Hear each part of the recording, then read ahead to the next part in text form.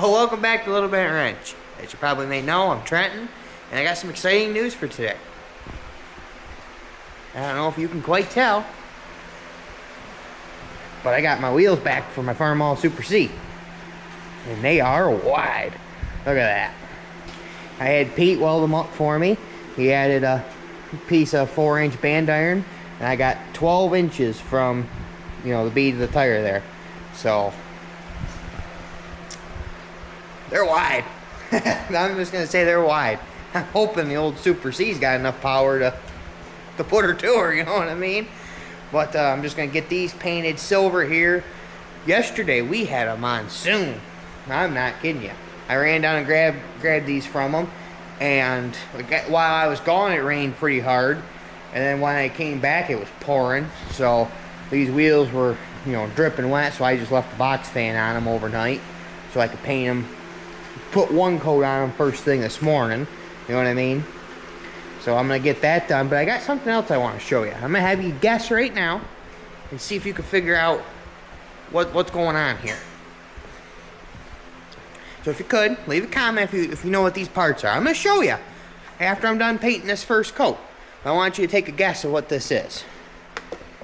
So, I got my good container.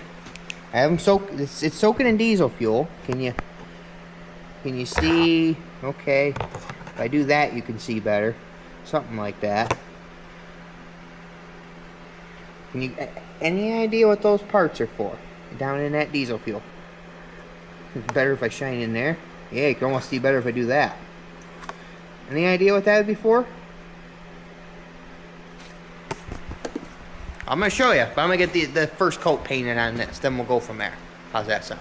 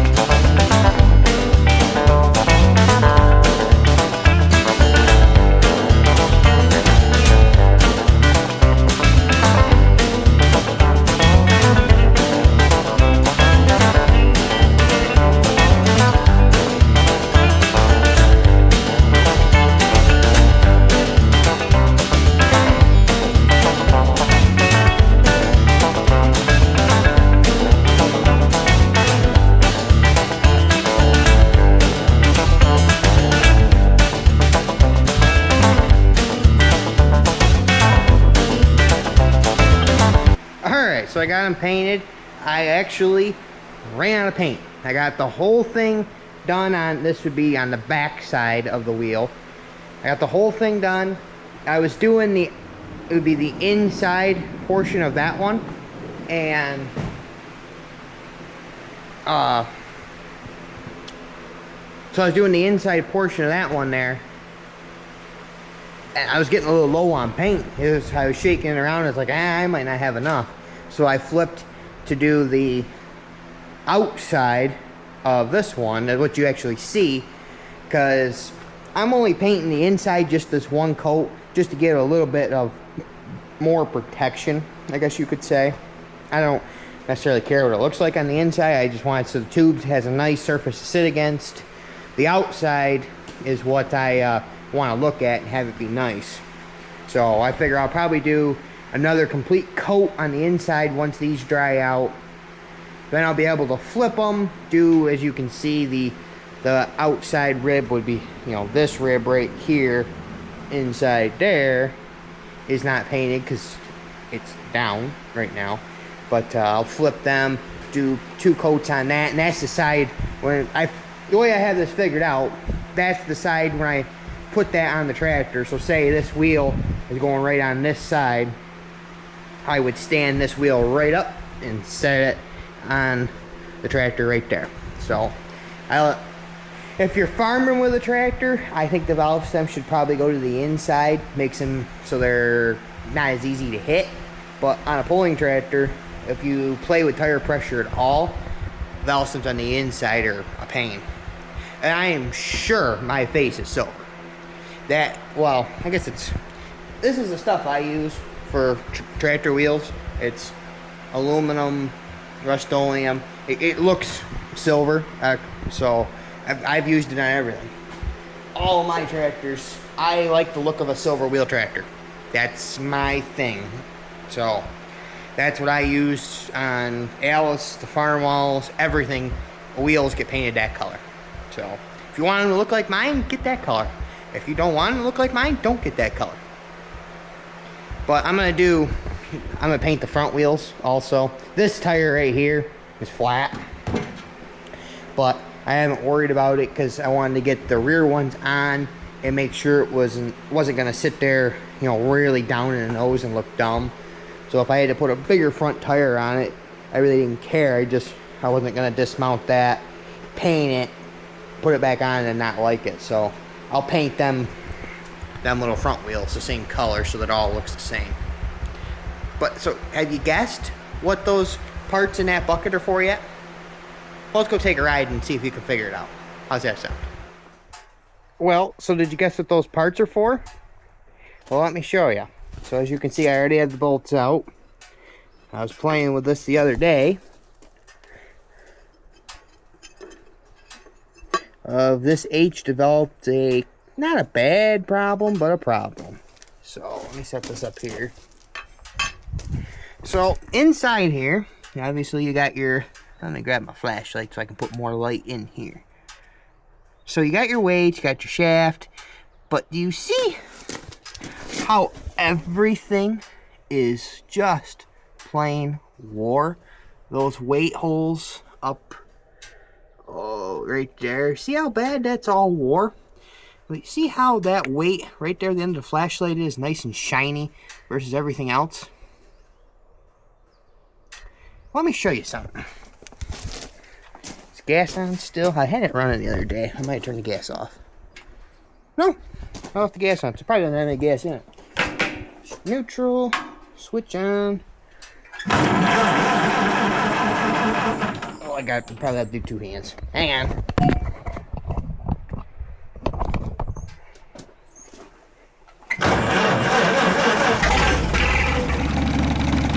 Hopefully the camera picks up the noise. But do you hear that? Clicking? So those governor weights in there are so wore out that it's actually here. Now I got it. Are actually so wore out. Right there you can see it really good. If I can get the light to show up on there. Yeah, you see how that weight is? It's so wore out that it's hitting this arm when it's sitting there at idle. So, and I guess it's probably not directly hurting anything. I mean, directly, I guess. But if that weight comes apart, it's going to be a mess. So that's a whole, all the pieces out of a governor out of a OS4. I kept all them pieces knowing I was going to need it for this. I've never seen an H governor that wore out. The tractor's not even that wore. I mean, the pedals got somewhere, don't get me wrong, but I mean, that's dirt, as you can tell, huh? Covered my plate in dirt, but so yeah, I'm gonna pull, I mean, it's literally 3 bolts. Gotta take that top piece off. It takes nothing to take these governors apart. So I'm gonna someday here pop that apart. Those parts were kind of rusty. I got everything freed up so they'd work. Then I put them in a bucket of diesel fuel up there and let them soak and try to free up, I guess you could say, clean up. So I'm gonna do that because this H runs so good, the tin's so good. I like the tractor, just that governor rattling. It probably would never hurt anything. Probably wouldn't. It seemed like there was one day I was working it hard. And that's when I noticed that it had the problems. It wouldn't idle down right. Not that it was the end of the world. It just wouldn't do it right. But I thought that those weights were hitting something and causing it to not idle down, but it almost couldn't have been. So I don't get what it was doing that day, but I'm going to take it apart, put all those, well, used, but new good parts, because those pins are not war. Nothing is war. So it's going to get all OS4 weights, not that I think they're all the same, look about the same. So, and then obviously I'll change this rod here because that's all wallered out. That one's all wallered out. The bearings, I'm sure, because there's a bearing on this end and on this end, I'm sure they'll be fine inside this governor because this had oil in it. Well, it's been running. Shouldn't say it's had oil in it because it sat for a long time without oil, but not without, but it sat up there and didn't run for probably 30 years, so they get a lot of oil in them governors quick when you're running them. As you can tell, it ran on the block, on the ground. Well, as you're trying to figure out what it's doing, they get oil quick. So, yeah, I'll get that changed. And then I got my Farmall A over here. And my plan is, I brought the carburetor down because I was cleaning up stuff. I know, I was cleaning up stuff, rare occasion. But I set this down here so I wouldn't lose it. The bolts I got sitting on top of the air cleaner over there. And I need to get the fuel bowl, as you can tell, is nice and leaking. So I'm going to get that changed. Like I said in that last video with the Super A I was working on. This tank's not bad. I don't know. I think you can see that down in there. It's not bad. But it's definitely not spotless like his Super A is spotless. In honesty, he should be happy he kept that tank. When he watches this, he's going to be glad he did. He would have never even noticed. I think they're the same color. It would have bolted right on. He would have never even noticed. So anyways. Well, I don't know if it would have. Because that had the hydraulic unit. This don't. I'll bet they bolted on the same spot though. I really couldn't even tell you. I didn't look at it that close. But I need to get that changed. Because there's only a little tiny bit of gas in it. So I'm not even worried about the gas. And it's old gas anyways. And I'll get a battery box and a battery in it. And then this thing, the lights all worked. It charged. Well, I'm no expert, obviously. But I can never understand these generators of... So this Farmall A charged. All I had to do was polarize it, okay? So you touch... I got a picture on my phone. I can never remember, but you got to touch two terminals to see it, to get it to repolarize it, and then it'll start charging. So, whatever. Got it to charge. So this Farmall A and my little Alice C are both... They're 6 volt. This one's got a distributor that's got a mag side point. But they both have generators. They both will charge. But they have to be polarized. My Farmall Cub up there, I stuck a 6 volt battery in it, and it just charges. I didn't have to polarize it. Can somebody explain to me why? I don't get... Because every time you take the battery out of this A, I have to polarize. Oh, my WC, my Alice WC, that's an original 6 volt, still charges. That's actually got a distributor in it too, but it's all original parts. That tractor, I've had the battery out of it so many times it's not even funny. Throw a battery in it, it charges. Why do I have to polarize this one and this Alice C? If you could, please figure it out, because I'm a big fan of one-wire alternators. Actually, this H doesn't Yeah, I don't think this H doesn't charge. Well, the gauge doesn't show it does. I don't know. It almost must. It probably don't. Doesn't take much to start it. Doesn't have much compression to get wheeled over. But I haven't charged that battery since last summer. I don't remember where I took it last, so that's the last time I had it on charge. And I used it quite a bit hauling those logs around up there on the side of the field. And that's when I could hear it last summer. She was clacking, but it got loud quick up there. So I gotta get them weights changed before that tractor does much else work. But down here, this Farmall Cub, I mean, it's got just a 6-volt battery. It's got a distributor, and it charges. Literally, just hooked the battery in, started it, and the gauge went to charge. I mean, could you explain that to me, please? Why some have to and some don't? If somebody could, I would sit there and read the whole thing. So, I've read about them, but there's only so much you can read, and then you're reading the same thing, and it doesn't make sense. So, but yeah. Well, so I should go back. So about a month ago, I was moving tractors around. I was getting this tractor, had the hood and the little tin pulled off, whatever, and I was getting the valves freed up, and I needed a 6-volt battery for it. Well, I got a couple tractors, like I was just mentioning, that the Alice C I don't pull the battery out of unless I have to, because got to polarize that generator, which isn't hard, but when it stays charging and stays working, I don't like to touch them. You know what I mean? So I'm wandering around, and I'm like, I know I have another 6-volt battery. I know I do. I wandered around, tractor from tractor. I couldn't remember where it was. I did find it. You know where it was?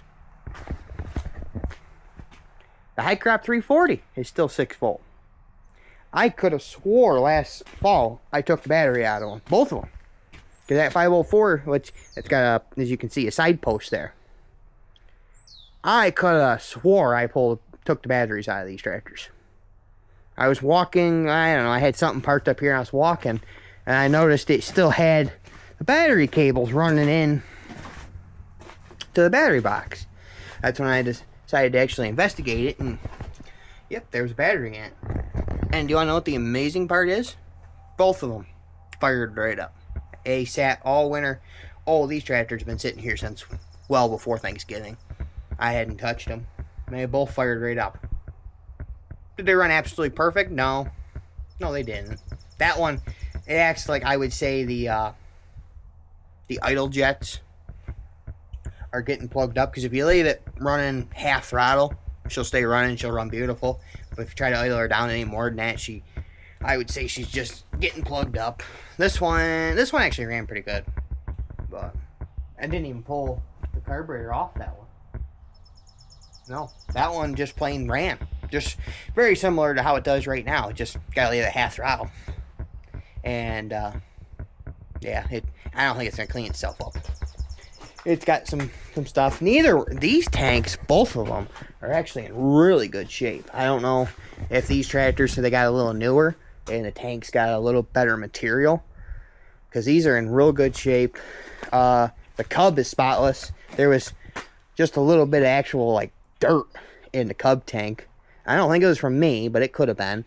Well, I did flip the tank upside down when I put the fuel bowl in it. So any of the stuff that was stuck anywhere, I could have stirred up. So I actually vacuumed that tank. I ran it around. She plugged the fuel bowl up on me once. I pulled the fuel bowl out, let her sit for, I don't know, a little while. So the fumes would go away. And I have a little tiny, I don't want to say it's maybe a gallon shop vac that I use for stuff like that. That's, you know what I mean? And I vacuumed it all right out. It's back to spotless. But remember in that last Super A video there, I was saying that this thing's probably got the worst tank out of any of the tractors I own. See, it hasn't moved, so let's see if we can see down in there. Yeah, so if you look, see how there's a piece of brake line, there's something else jammed on the brake line, so then I can have a piece of rubber hose up, and it's quite up there. And it doesn't actually really doesn't look as bad as it used to. Like, not nearly as bad as it used to. But I do also have the cheater magnet, so maybe I can keep this stuff stuck down, because I am surprised how that tank actually looks.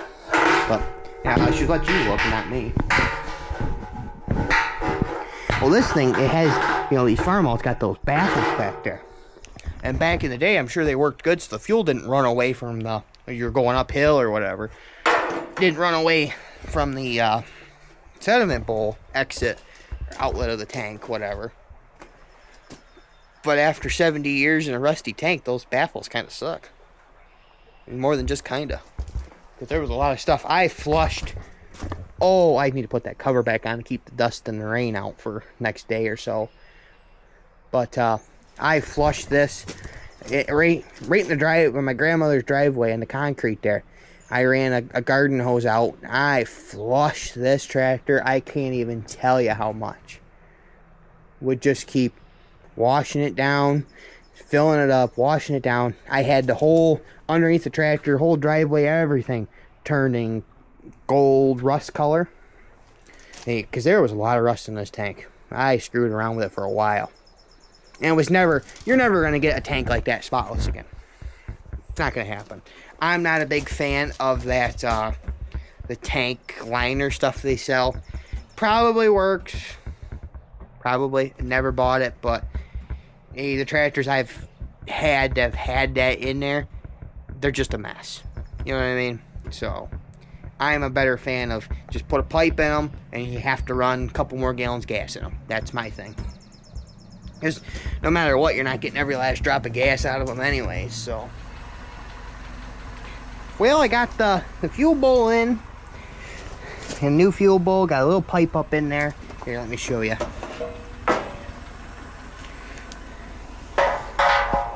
Ooh.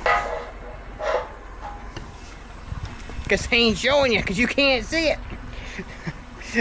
Like I said, that tank's pretty good, but it's got a little bit of stuff in it. And I had it running for quite a while. Obviously, I rolled with it. Got the battery box in. That's a 3-man job. A lot of good words. And you get very annoyed by the time you're done. I can see why none of these little Farmalls have battery boxes in them. Wow, are they a pain. But the battery box is in it. And I don't ever plan on taking that battery box or battery it back out until the battery's junk. I bet I do, but I really don't want to. So I rolled with it for, probably close to an hour. What did I have to do? I drove it up to the shop to check gas and check something else. I walked in, and she just plain quit. I mean, just plain quit. And it was a quit like she lost spark quit. So got my tester out. I didn't have spark at the plug, but I had power here, power whatever, but I had spark at the coil. So what I ended up doing is on the bench, of course, because I very good about throwing stuff away. You might be able to tell here. So I took, if you notice the color difference, the distributor's nice and black, and then this got a red tinge to it. That's actually the distributor cap that I took off my Farmall Super C there. So I slapped that on. The rotor I slapped in too also. But the cap that was on this thing was getting pretty green and crusty up inside there.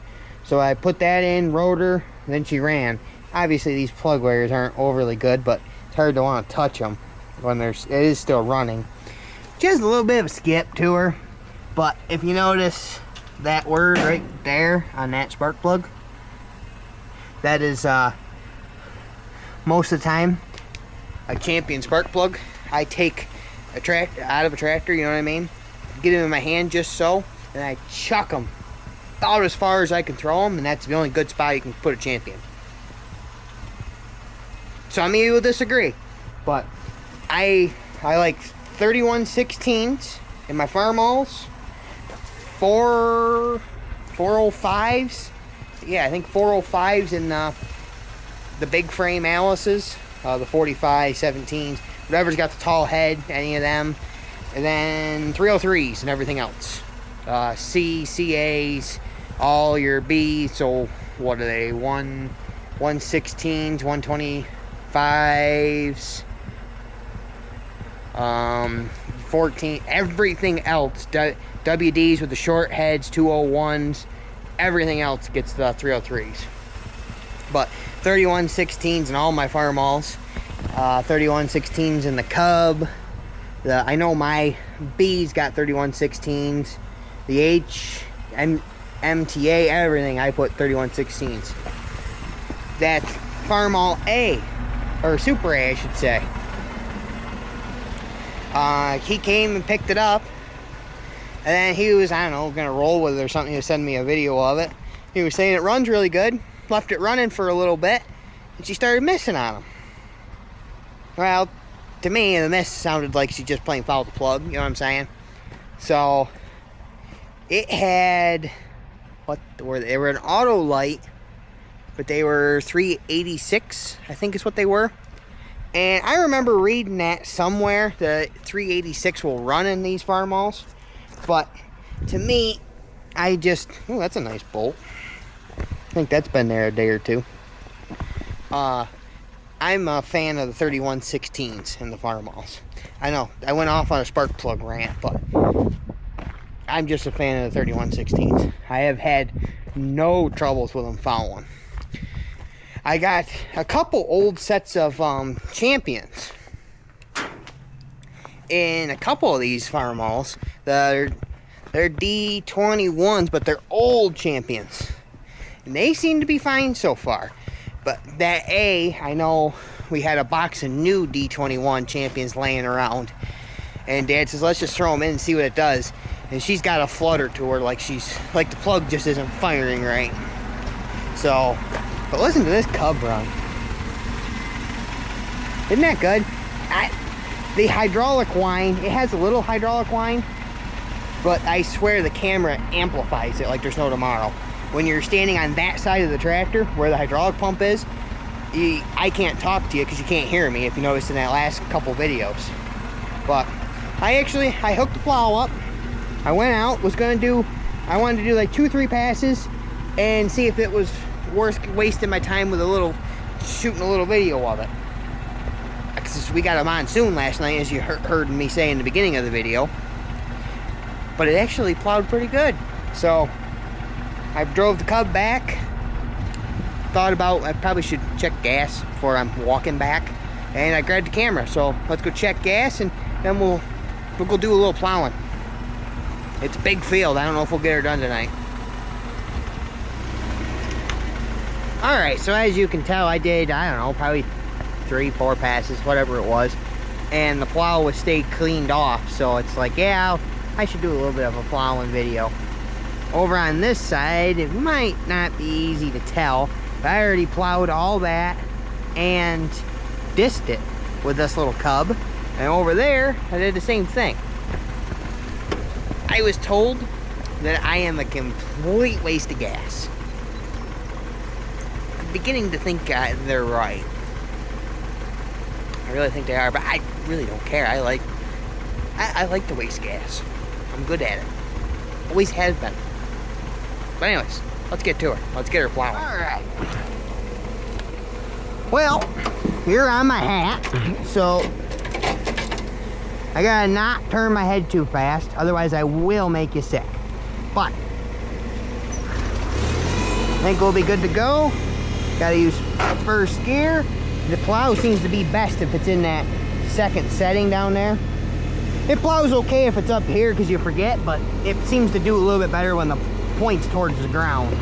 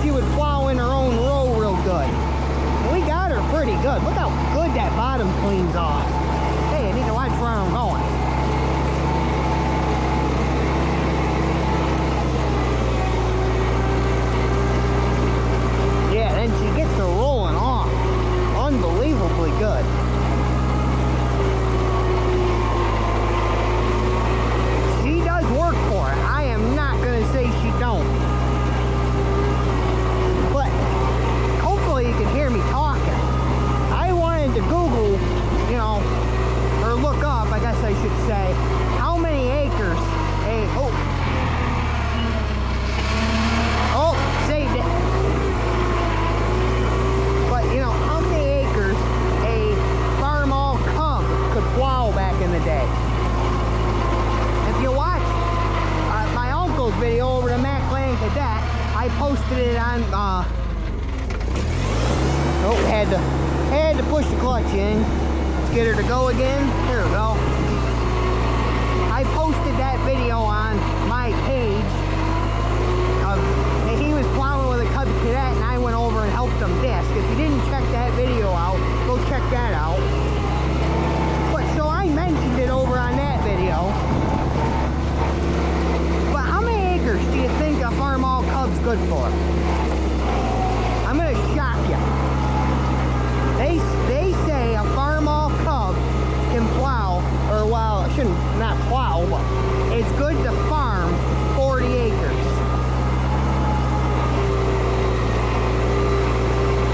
40 acres. Can you imagine sitting on a Farmall Cub for 40 acres? And then your Farmall, this is a 55, so it would have been your, what, 100s at that point, I think I was looking up.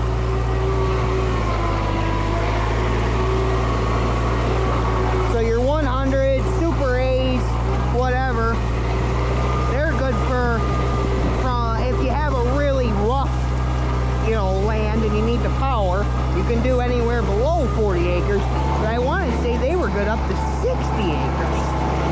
And then your, maybe it was 80, I can't remember now. Then your Super C's took over from that point. They went up to 100 and some, but if you had rough ground, they recommended an H, but then it was the crossover there of a C had the same power as an H, but an H could outwork a C because they were heavier. And then when they went to the 300s jumped from, they were good 100 acres to 200 and some. I just couldn't believe it. So I mean, in theory, oh, I gotta get it. She's working. She's working. Nope, she did it. Let's get that set. Right about there. There. That's plowing deep enough. So, I mean, in theory, this farm would be a 300 farm. But I just couldn't imagine sitting down that long. But that's what they did for weeks, I guess. I should say. Hopefully you can hear me. I think I'm talking loud enough, but this thing also has a whine in the hydraulics that the camera sure likes to pick up, like I was saying. But look at the corn stubble going right under. But from what I was looking up, like a MTA or a 400, you know, those are the big tractors. Let me just idle this down for a second. Those were the big tractors, and they were good for like 300 acres. I mean, granted, a 400 MTA, I mean, they're almost identical, just different tin. They're big tractors, but 300 acres, I should say, because it's 400. That's a lot of acreage. A lot of acreage. But it's what they did back in the day. Nowadays, you don't think about it because they come through and they, you know, disc it, whatever, and they have the whole farm done in 2 hours versus it used to be how many weeks to do it. So farming has just changed that way. But it was just, when I was reading that, and I'm going back to this, could you imagine sitting on this Farmall Cub for 40 acres? I'm going to sit on it for an hour and I'm going to be sick of it. But I guess people were also smaller. The guys didn't like their cheeseburgers back in the day. But anyways, I'm going to keep plowing and stop talking and let you keep watching. How's that sound?